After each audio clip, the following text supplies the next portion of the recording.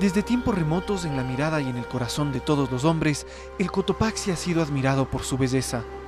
Temido también cuando esos mismos hombres recuerdan que el sueño del gigante es ligero.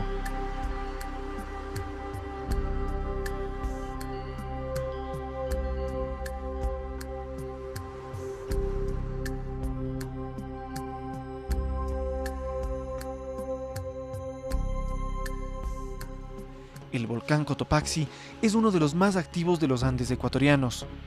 Los geólogos han identificado 19 ciclos eruptivos a lo largo de los últimos 2200 años. El estudio estadístico del tiempo transcurrido entre cada una de las erupciones pasadas comprueba que el volcán podría despertar en cualquier momento.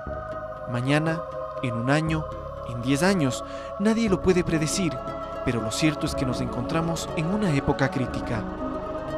Muchas de las erupciones del Cotopaxi han sido devastadoras.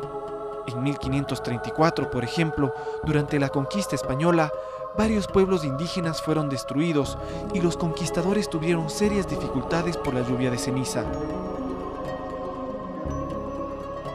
A mediados del siglo XVIII, los estragos fueron considerables hasta la Tacunga, Puerto Napo y el Valle de los Chillos, con inundaciones gigantescas y muertos por cientos. En 1768, la ceniza produjo 9 horas de oscuridad absoluta en la Tacunga.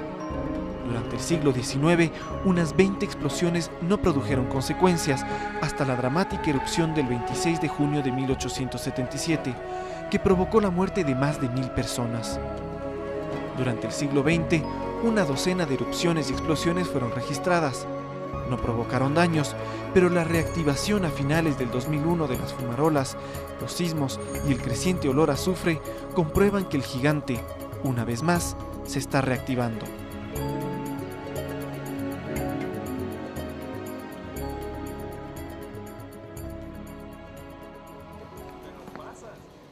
En su oficina de la Universidad San Francisco de Quito, en Cumbayá, el doctor en Geología y Geoquímica, Teófilos Tulquéridis, se preocupa desde hace años por el despertar paulatino del volcán.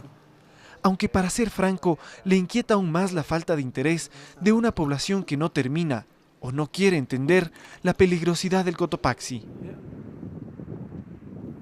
Una preocupación que comparte Eduardo Aguilera, director de proyectos de la Escuela Politécnica del Ejército, estudioso de la historia y de los peligros del Cotopaxi desde hace 15 años.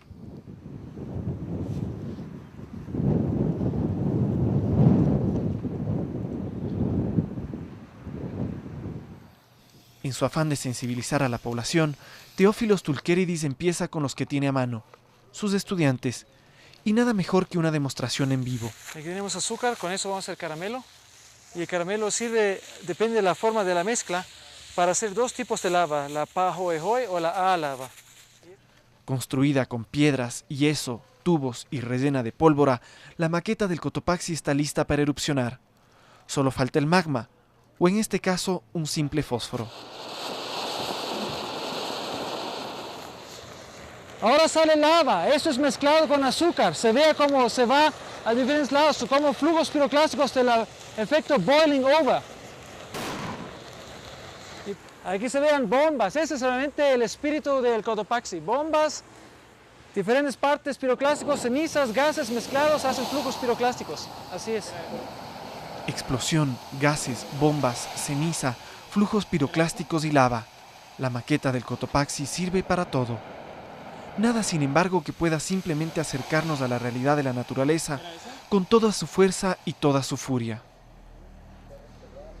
Por espectaculares que sean, las erupciones volcánicas, los flujos de lava y las rocas expulsadas en sí no son un peligro, salvo para los incautos que no hubieran evacuado la zona más cercana al volcán.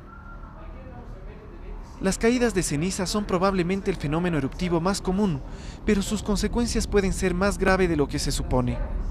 Pueden provocar incendios y problemas respiratorios, desplomar techos y ante todo destruir cosechas, como en el caso de la erupción del volcán Pinatubo en las Filipinas.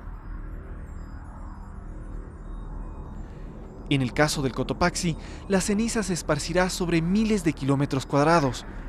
Si recordamos el caos provocado en Quito por unos pocos milímetros de ceniza depositados por la erupción imprevista del volcán Reventador, podemos anticipar grandes dificultades en los transportes y la llegada de ayuda humanitaria.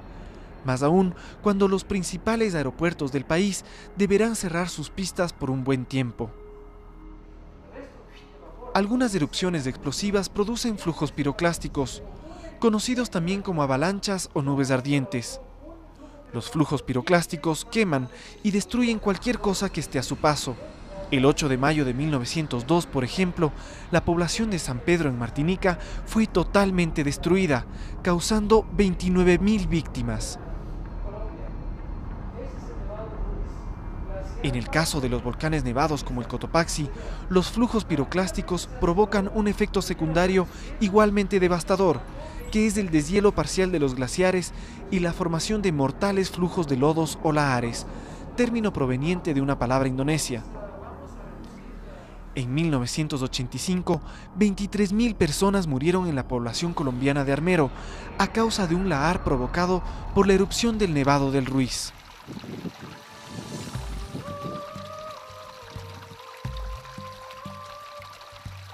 A pesar de la reducción de su glaciar, el Cotopaxi sigue cubierto por una gigantesca cantidad de hielo, de aproximadamente 1/2 kilómetro cúbico de tamaño.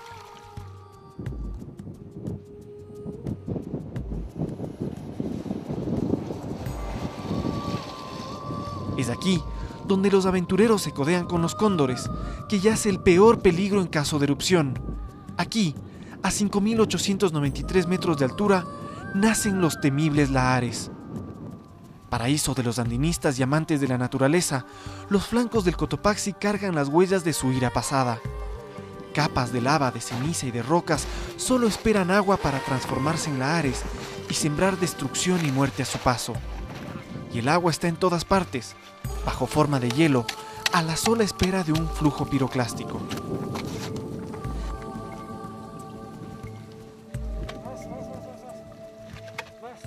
Sin embargo, aquí en el Cotopaxi tenemos dos tipos de flujos piroclásticos. Uno es que se hierve dentro del cráter y sale como sale sobrecocinado leche y forma flujo piroclástico, o es un colapso de una enorme columna de erupción y los materiales más pesados entran en el glaciar.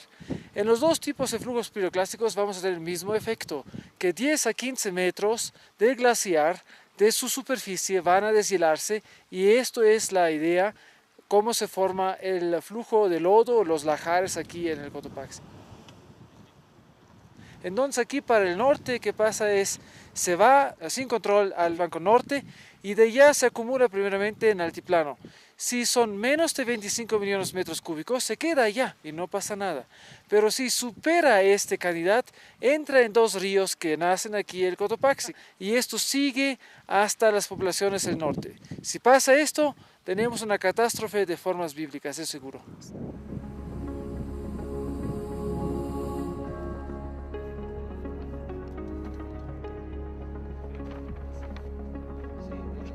Aunque cada volcán tiene su carácter, el estudio de las erupciones pasadas es el recurso más seguro para protegerse de las siguientes. Esto implica mucho trabajo de campo, en el campo y sobre el campo. Sobrevuelos en ultraligeros motorizados permiten así confirmar las rutas pasadas y futuras de los flujos de lava y de los lahares.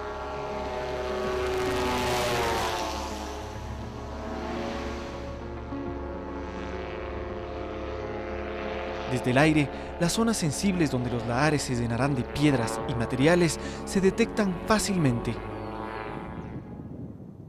Aquí estamos exactamente en la cuenca norte del Cotopaxi, entre los volcanes Rumiñahui y Sincholagua al otro lado. En esta cuenca norte tenemos el residual parte de los lahares grandes que teníamos en 1877. Aquí tenemos un mar de piedras que se quedaron como residual flotando arriba de todo el lodo que teníamos por aquí. 76, 32. Aquí mismo podemos ver de atrás de mí las quebradas donde fluyen la mayoría de los lahares. Allá se encuentran diferentes flujos piroclásticos de lava, de ceniza, y todo junto con el agua como medio de transporte y con forma de destrucción. Eso es que baja y entra por aquí en este mar de las piedras. Aquí se acumula y de aquí del cuenca norte se va a los ríos Pita y Salto.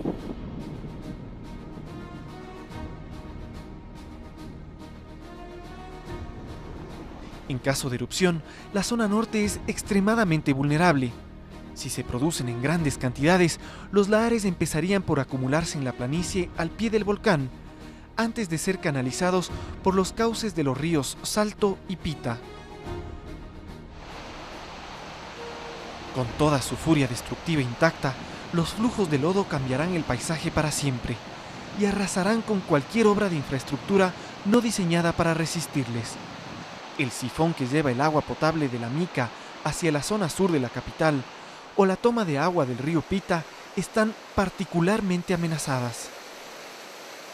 Sí, efectivamente estamos en el cauce del río Pita, pues el principal sector por donde atravesaría o correría uno de los lahares, ¿no?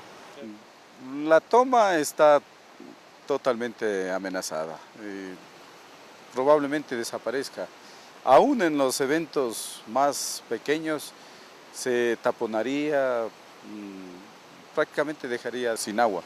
Sí, aproximadamente unas 200.000 personas de la parte sur de Quito. Sí. Para la población, la destrucción de la toma de agua significa una sola cosa: racionamiento. Al menos algunos meses difíciles porque todo depende de la magnitud del evento. Indudablemente que gran parte del recurso del agua mismo desaparecería y la ciudad en sí estaría amenazada con una escasez. Ante la reciente reactivación del Cotopaxi, la empresa metropolitana de alcantarillado y agua potable quiere, por ejemplo, construir pasos aéreos para que el agua siga fluyendo. El plan existe, solo queda hacerlo. Más al norte, los lahares se concentrarán en el río Pita. En caso de repetición de la erupción de 1877, una ola de 30 metros de altura y 40.000 metros cúbicos por segundo de lodo y piedras chocará en contra de la barrera rocosa conocida como la caldera. El flujo de lodo que desciende por el Pita, al encontrar ese accidente morfológico que es la curva brusca a la derecha, se detiene y se forma un remanso durante unos cortos segundos. En ese lapso es suficiente para que suba el nivel y logre rebasar esa barrera que está marcada por el acantilado. La barrera mide exactamente 33 metros y eso se lo rebasa en muy pocos segundos. Por el río Pita continúa circulando como el 60% y por el río Santa Clara el 40% restante.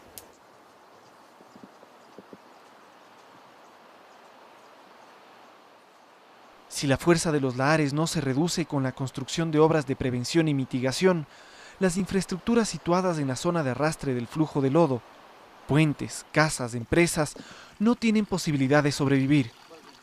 Es el caso particular de la central hidroeléctrica de Los Chillos. En el mejor de los casos, las instalaciones estarían recubiertas por una espesa capa de sedimentos que impedirían su normal funcionamiento.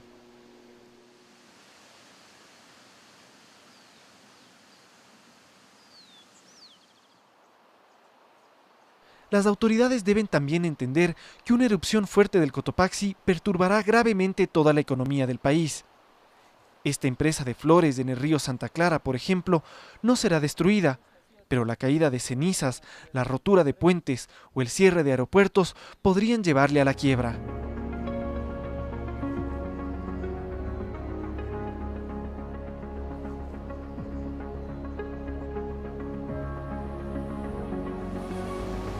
En la parte alta del barrio Selva Alegre en Sangolquí, sobre esos pastorales, se levantaba en 1877 la fábrica textil de la familia Aguirre. Un flujo de lodo del Cotopaxi la redujo a escombros. Muy cerca, la casa de la hacienda Chillo de la Compañía de Jesús se salvó por estar construida justo al borde de la zona de riesgo. Estamos mirando aquí al frente el canal del río Santa Clara por el que circuló el flujo de lodo.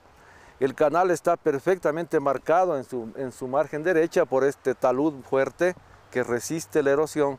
Entonces el flujo fue obligado, fue forzado a circular exactamente por esta zona y mientras tanto hacia allá tenemos una topografía mucho más amplia, una topografía mucho más plana, la energía se disipa y a ese sitio tenemos realmente una depositación. Entonces vamos a mirar ahí al fondo en la casa que hay una morfología muy ondulada y una cosa que llama mucho la atención, que las ventanas están a una distancia bastante cercana del piso. Entonces eso nos refleja que ahí se ocurrió depositación. Desafortunadamente, las casas del nuevo barrio de Selva Alegre no tendrán la suerte de la hacienda Chillo. Olvidar las lecciones de la historia es siempre peligroso. Las casas que estamos mirando ahí al fondo están en la trayectoria de circulación del flujo de lodo, que aquí en este sitio tiene una altura aproximadamente de 6 metros que le ubica en las terrazas de las construcciones que vemos. Por consiguiente, las posibilidades de que sobrevivan a un evento de esta naturaleza son realmente nulas. Un poco más al norte, los flujos de lodo caerán sobre San Rafael en media hora, desde 2 direcciones diferentes, las cuencas de los ríos Santa Clara y Pita, una realidad que por suerte los pobladores empiezan a entender. El flujo de la Ares afectará a todo el Valle de los Chillos en forma impresionante.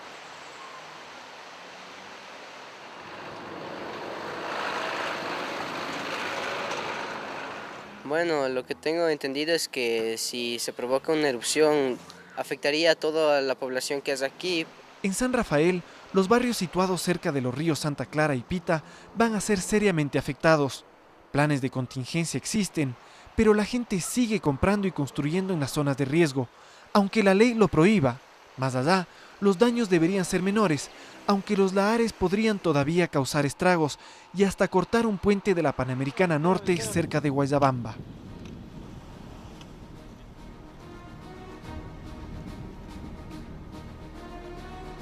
Por la cuenca sur del Cotopaxi, los lahares usarán las quebradas de Cutuchi, Saquimala y Barrancas para llegar a Mulaló en alrededor de 1 hora.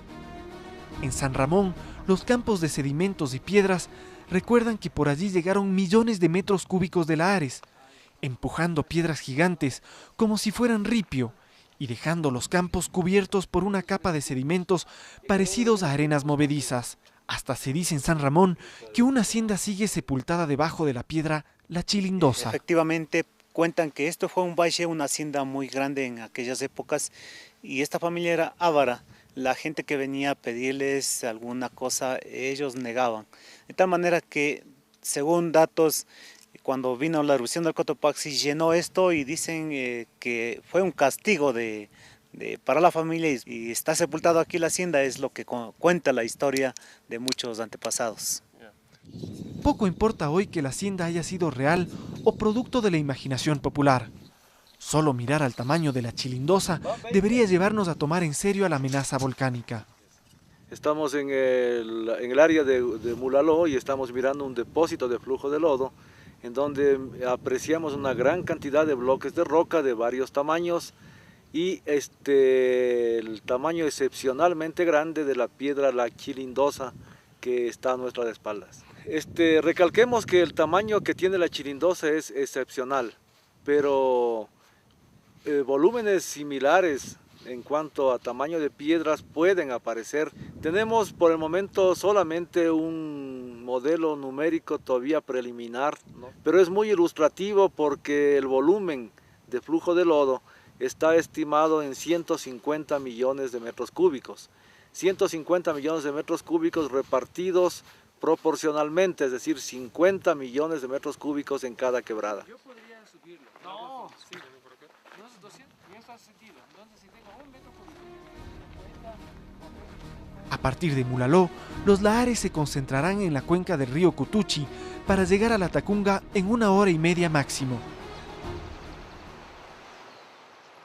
Si existe una ciudad en el país que debería estar consciente de los peligros del Cotopaxi, esa ciudad es la Tacunga.